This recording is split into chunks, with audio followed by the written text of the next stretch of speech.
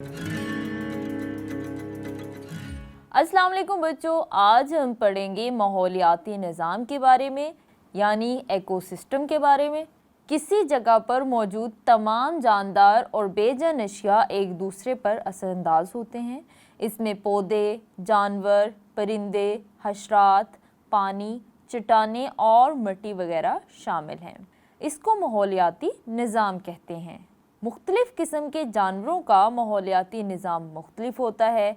मसलन मेंढक का माहौलियाती निज़ाम शेर के माहौलियाती निज़ाम से मुख्तलिफ है।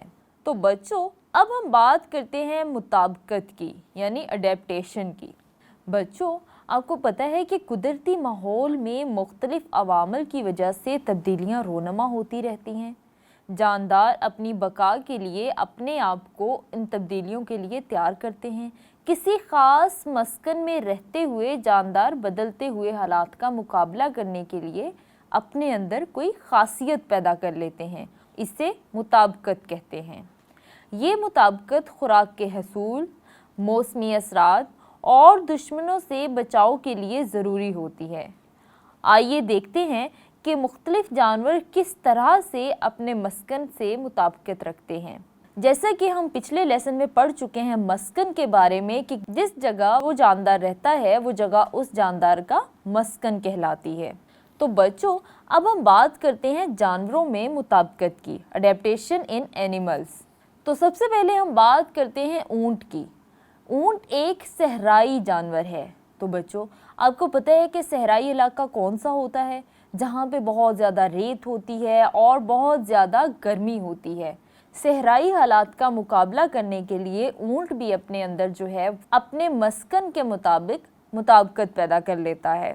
जैसा कि ऊँट अपनी कोहान में चर्बी जमा कर लेता है और कई दिन खाए पिए बगैर ज़िंदा रह सकता है, और इसी तरह से ऊँट नथने बंद करके अपने आप को रेत से महफूज रखता है।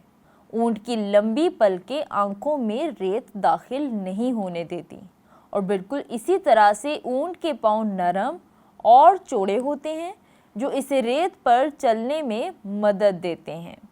ये तमाम चीज़ें ऊँट की माहौल से मुताबिकत का मुजाहरा कर रही हैं। यानी ऊँट जिस मस्कन में रहता है उस मस्कन के मुताबिक वो अपने अंदर तब्दीलियाँ पैदा कर लेता है, और ऊँट जो है वो अपने आप को माहौल के मुताबिक ढाल लेता है। अब हम बात करते हैं फ़िश की यानी मछलियाँ। मछलियाँ हर तरह के आबी मस्कन में पाई जाती हैं। आबी मस्कन में रहने के लिए मछलियाँ उस माहौल के मुताबिक अपने आप में मुताबिकत पैदा कर लेती हैं।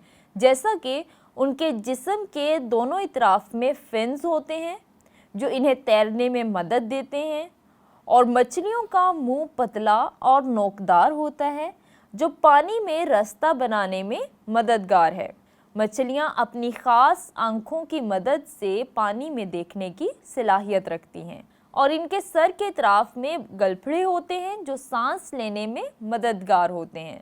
और इसके अलावा मछलियों की दुम जो है वो दो शाखा होती है, यानी उसकी दो शाखें होती हैं जिससे ये पानी में आसानी से तैर सकती है। तो बच्चों, देखा आपने कि मछलियाँ भी किस तरह से अपने आप को माहौल के मुताबिक तैयार कर लेती हैं और उस जगह पर एडजस्ट करती हैं।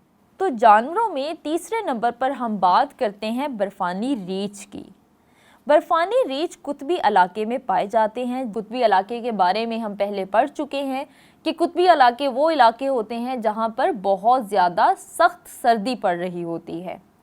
अब यहाँ सख्त सर्दी पड़ती है, और इस सर्दी का मुकाबला करने के लिए बर्फ़ानी रीछ में मुताबिकत इस तरह से होती है कि इसकी खाल जो है वो मोटी और सख्त होती है।